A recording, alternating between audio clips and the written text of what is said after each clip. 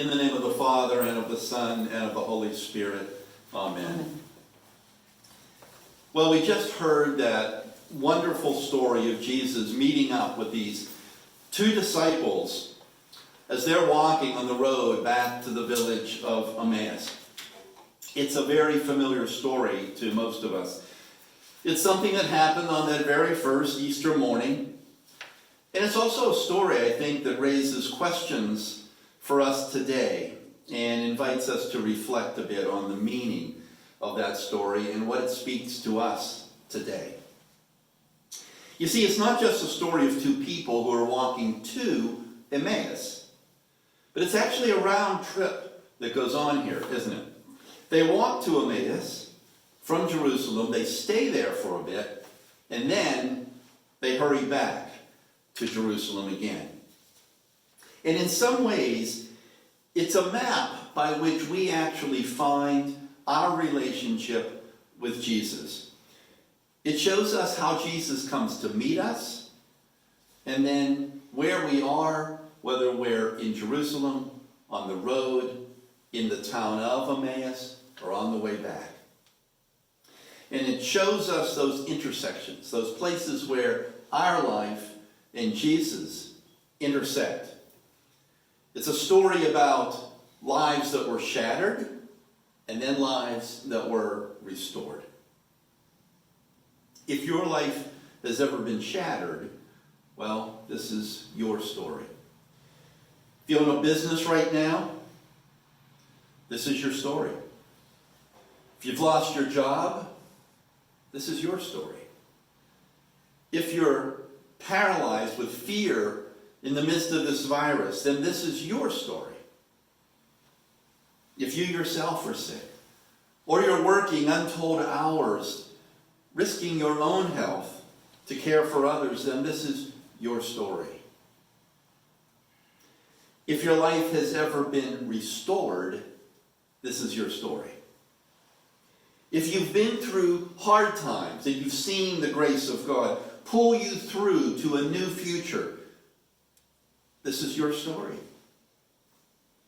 If you've ever been so depressed and hopeless that you couldn't see any light ahead, and then suddenly Jesus shined that light, and you moved toward it into a new life, well, this is your story. And if you've ever been in that in-between place, that place between life when it's shattered and life when it's restored, in the middle, somewhere between, then this is your story. It's a journey that Cleopas and his companion took that day, but I think it's a journey that each of us has been on. Each of us has taken that journey, and we will again. Likely we'll take it more than once. You see, it's not a one-time journey. It's one we take again and again in our lives. Now, I'm not talking about the physical places of Jerusalem and Emmaus. We don't even know where Emmaus was. All we know, it was 7 miles from Jerusalem. Archaeologists can't seem to find it. There are several places that it could be, but ultimately it was a place of no consequence. Nothing amazing happened in Emmaus, except what we read in Scripture. And although it's a story of two very real places, very real towns, I want to look today at what those towns represent to us as windows that we look through to understand Jesus more fully, and what we learn and how we understand more about ourselves through those two towns. See, we've all been there. We've all been to Jerusalem. We've all been to Emmaus. And they both get acted out in our lives at different times. So let me explain what I'm getting at. First, let's just take a quick look at what happened, the very facts of the story. It's Sunday. Jesus had been crucified on Friday. He was buried. Two disciples of Jesus, Cleopas, another person whose name we don't know, along with others, are in the upper room, and the women come rushing in that morning very early and telling them that they went to the tomb to anoint the body and it was gone. Well, these two, Cleopas and his friend, they didn't seem to put very much stock in that story. They had just spent 3 days grieving the death of the one that they had put so much hope in, the one they thought was going to change everything for them as Jews. And now it was time to get on with life. And off they head, downtrodden, dejected. They didn't recognize him when they saw him on the road that day. They just knew it was time to get out of town. Take that walk, that long road back, 7 miles to whatever life had there for them. But on the way, this stranger comes up to them, and they don't recognize him. And he starts to explain the scriptures. He doesn't seem to even know what happened recently in Jerusalem. But he starts to explain to them the scriptures and how they all pointed to this Jesus. They arrive in Emmaus. They're obviously intrigued with what he was saying, and they invite him to come in. And he stays. And in the breaking of bread, he reveals himself to them, and they recognize who he is. And he disappears, just like that. It's evening. They run back. 7 miles back to Jerusalem, surely dark by now, to tell the others. And they're filled with excitement and joy and hope. And by the time they get there, the others have heard the same thing, that Jesus was indeed alive. And they're together and they're discussing all of this. You can picture the excitement of it. And all of a sudden, who appears to them is Jesus himself. And then, as time went on, the lives of those 2 disciples had to have been completely different, completely changed because of the experience they had. Restored. Their life that had been shattered just earlier that day was now restored.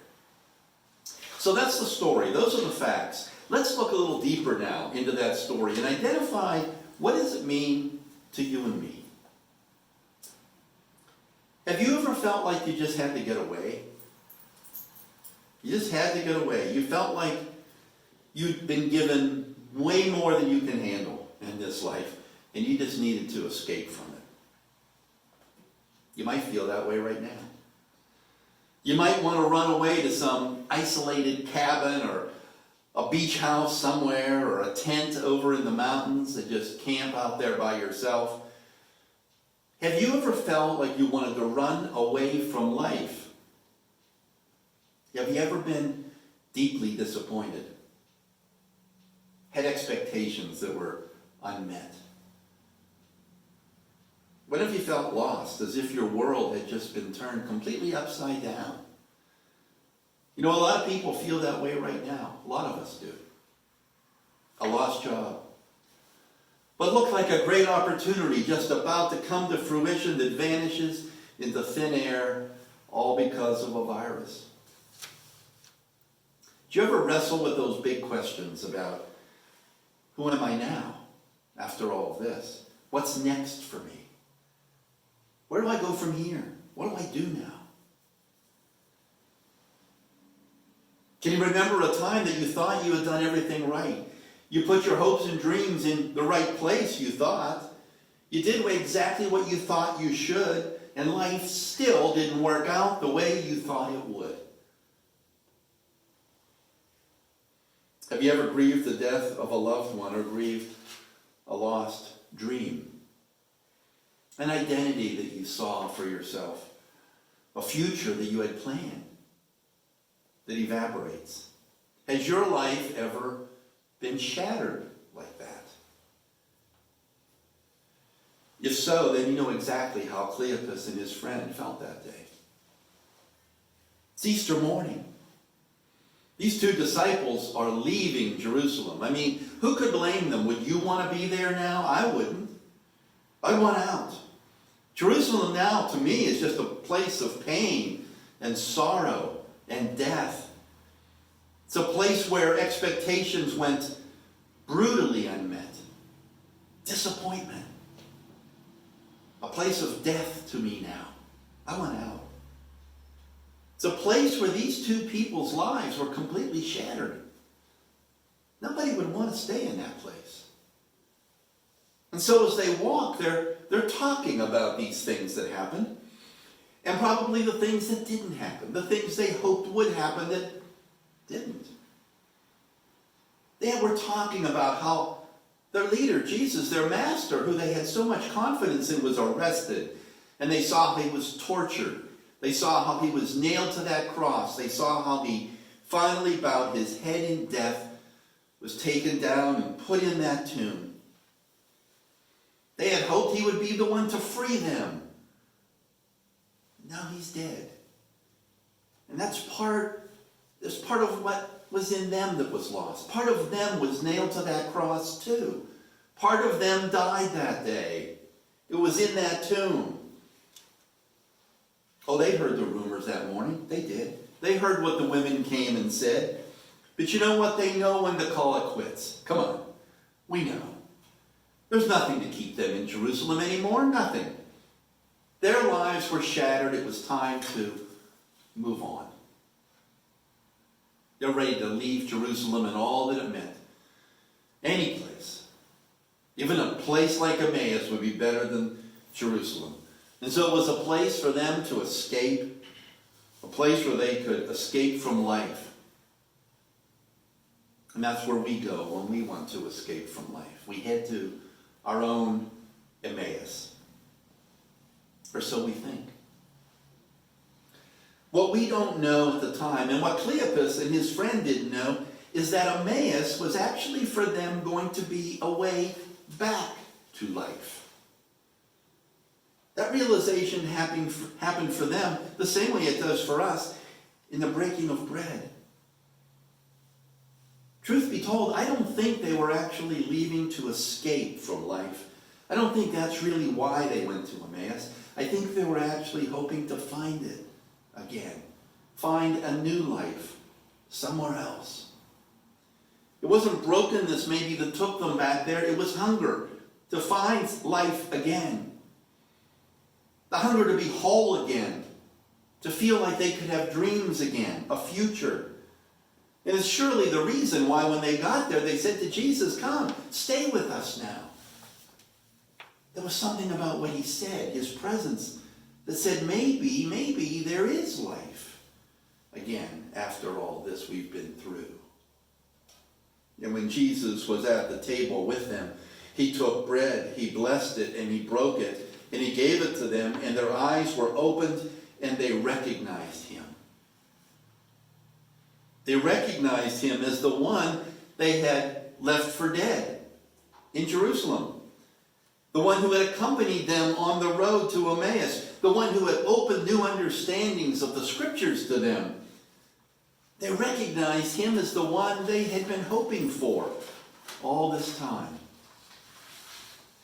See, Jesus wasn't just giving them bread. He was going to give them back themselves, their hopes, their dreams, their reason to live. The one invited in as their guest soon turned and became their host. He was giving them life again.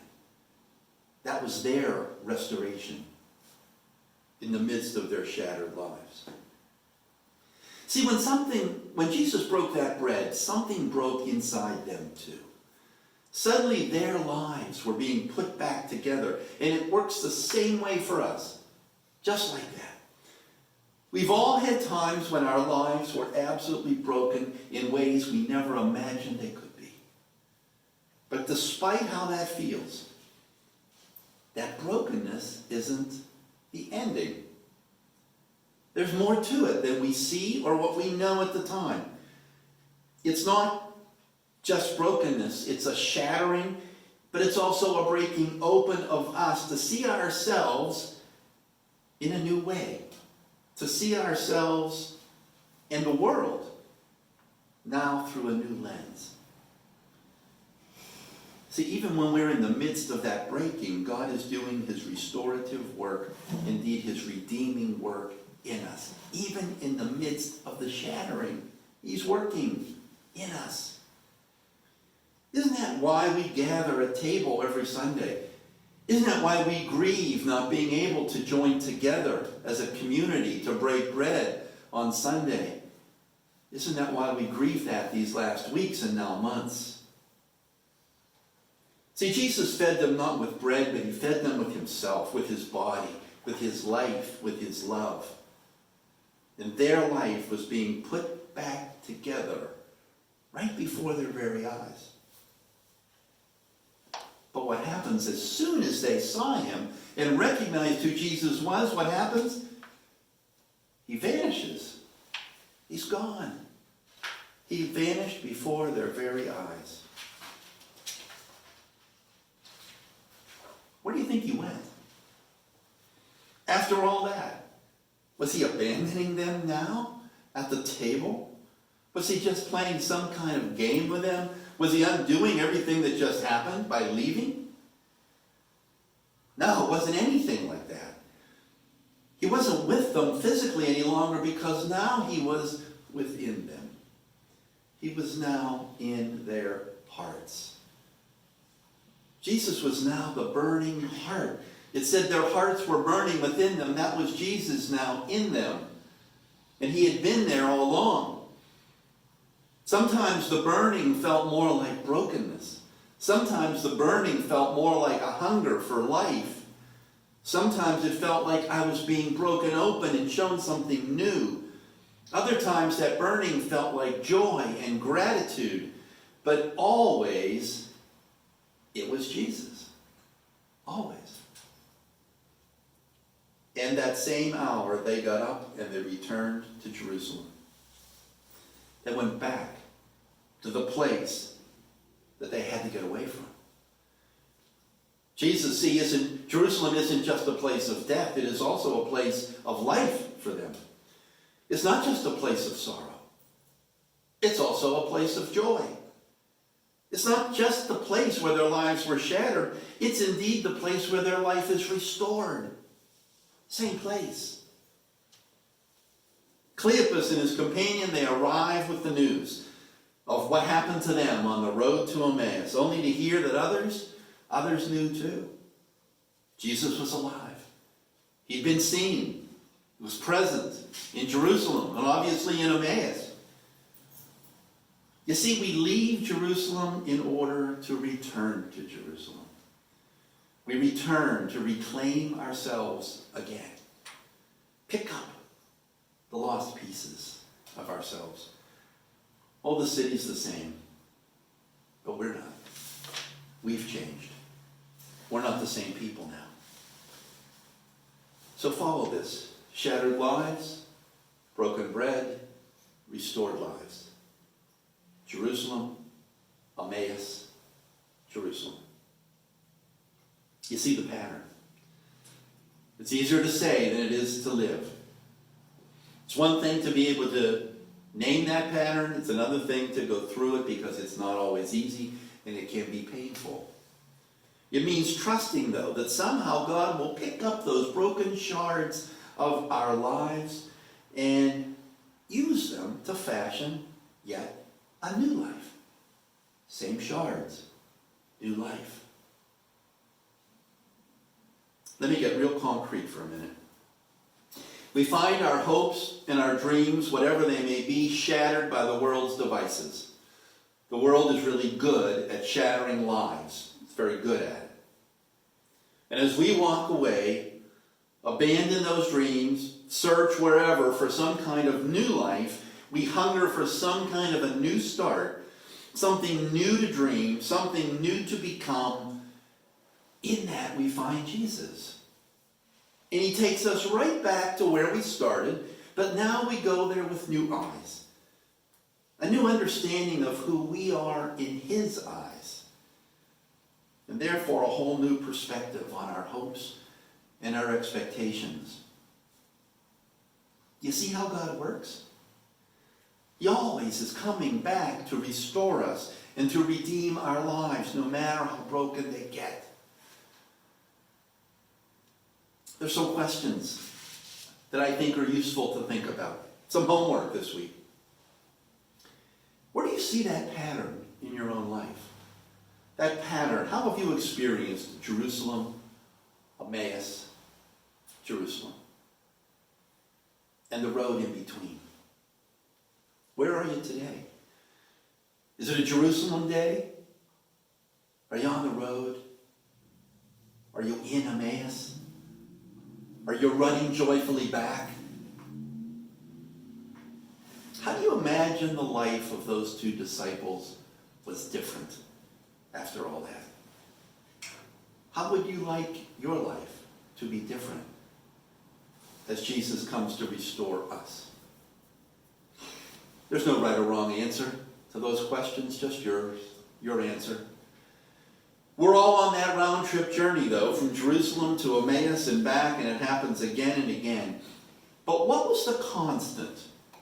What was the constant throughout that entire round trip journey of those two disciples from Jerusalem to Emmaus and back? Jesus was the constant, wasn't he? Jesus was in that upper room before they even left. When they were in the upper room, Jesus was alive and about in Jerusalem. He was already there. On the road, they meet him on the way back. Confused and shattered their lives, they meet him in the breaking of bread back in their home. And they get back to Jerusalem again, and they're in the upper room with the others. And who is there but Jesus again? You see, Jesus is the constant throughout, even when we don't recognize him. Even when we don't know he's there. Even when we're saying, where is he? Where is God in the middle of this? He's there. Right there. Right now. See, regardless of where you are on that journey, regardless of whether we're in Jerusalem or Emmaus or somewhere in between, whether you see Jesus there or not, he is there. That's what he promised, isn't it? You remember his last words to his disciples before he ascended into heaven? I will be with you always, always, even unto the ends of the age. And Jesus always keeps his promises.